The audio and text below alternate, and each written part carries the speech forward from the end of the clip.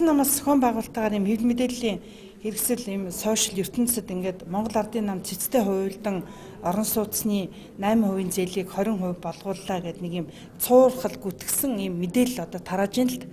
Ер нь бол манай ардчилсан намынхан маань их л ядарч байгаа юм байна гэж бодож байна. Одоо бүр аргаа ядаад төрд ажиллаж алба ашиж байгаа нөхдүүд маань ийм цуурхал худлаа одоо мэдээллийг тарааж байгаа нь өөрөө их болчмгүй явдлаа гэж үзэж байгаа. За тэгээд 8% зээлийг 20% болгуулах гад одоо өргөдөл өгөөд цэц шийдвэр гаргаж яадаг тийм юм гэж одоо ер нь хаанч байхгүй шүү дээ.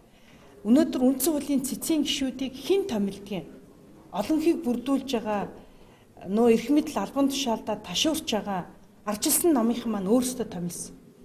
Ардчилсан намын одоо голтой хүмүүс ихэнхчлэн үндсэн хуулийн цэцэд ажиллаж байгаа.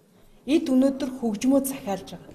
Тэгээ өнөөдөр эсрэгээр нь одоо ингээд бид нар дээр наагаад яриа сууж байгааг нь бол эрүүл ухаантай хүн болгон ойлгож харж байгаа байхаа. Монгол улсад өнөөдөр хууль хүчний байгууллагууд өнөөдөр эрх мэдэл хаана тэнд ардчилсан намын хүмүүс толгоонд нь сууж байгаа гэдгийг ойлгох хэрэгтэй. Энэ 10 сард байхад дунд суудлаараа шийдвэрлэсэн байсныг өчигдөр орой цэцэр шийдсэн байна.